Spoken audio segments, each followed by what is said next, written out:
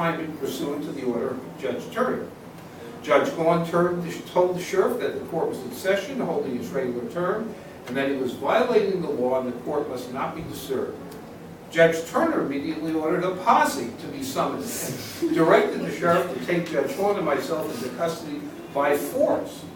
Soon afterward, the sheriff with a posse entered the room of the Court of Sessions and was proceeding to seize Judge Gaunt on the bench when the judge stepped to a closet and drew from it a Navy revolver. He cocked it and pointed it towards the sheriff and informed him in a stern manner that he was violating the law, that whilst on the bench he, the judge, could not be arrested, and that if the sheriff attempted to do so, he would kill him. The courtroom was immediately cleared. Judge Gaunt then laid the revolver on a drawer before him and inquired if there was any business ready, for if so, the court would hear it. There being none, the court adjourned. Now, when Turner caused the names of Mulford Goodwin and myself to be stricken for the role of attorneys, we, of course, could no longer appear in this court.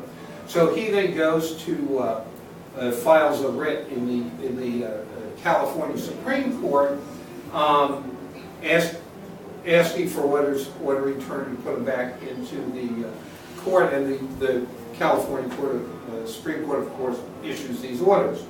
When the order for our restoration came down from the Supreme Court, Turner refused to obey it and wrote a scurrilous address to the public about us, which he published in one of the newspapers. Judge Turner threatened violence and gave out that he intended to insult me publicly the first time we met, and that if I resented his conduct, he would shoot me down on the spot.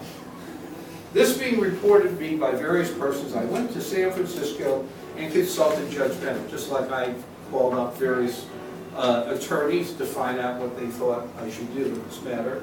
But he didn't go to just attorney, he went to a judge, and here's the advice he got from Judge Bennett. As to what Judge Bennett asked if I was certain that Turner had made such a threat, and I replied I was. Well, said the judge, I'm not going to give you any advice, but if it were my case, I think I should get a shotgun and stand on the street and see that I had the first shot.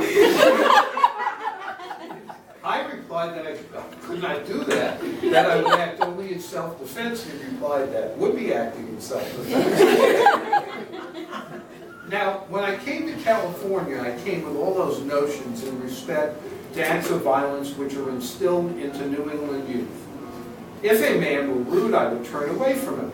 But I soon found that men in California were likely to take very great liberties with a person who acted in such a manner, and that the only way to get along was to hold every man responsible and resent every trespass upon one's rights. Though I was not prepared to follow Judge Bennett's suggestion, I did purchase a pair of revolvers and had a sack coat made with pockets in which the barrels could lie and be discharged, and I began to practice firing the pistols from the pockets, and in time I acquired considerable skill and was able to hit a small object across the street. Having determined neither to seek Turner nor to shun him, I asked a friend to carry a message to him. And to make sure that it would reach him, I told different parties what I had said, and I was confident that they would repeat it to him. Tell him for me, I said, that I don't want any collision with him, that I desire to avoid all personal difficulties. But I shall not attempt to avoid him. I shall not cross the street on his account or go a step out of my way for him. That I have heard of his threats, and that if he attacks me or comes at me in a threatened manner, I will kill him. As it turned out, however, he never interfered with me, perhaps because he knew I was armed, and believed that if I were attacked, somebody, and perhaps more than one, would be badly hurt.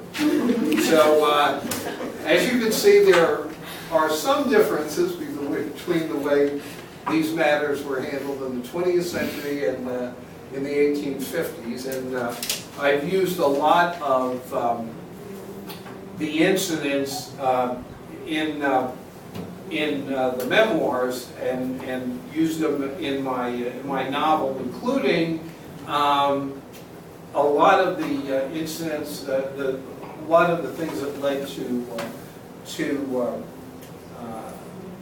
Phil being arrested for murder while he was sitting on the U.S. Supreme Court bench. So anyway, it was really interesting for me to write a book set in a different century, and I loved doing all the research I just sent my 20th book off to my woman with got off to my publisher on Tuesday, and it's back in this century, 21st century. So, thank you.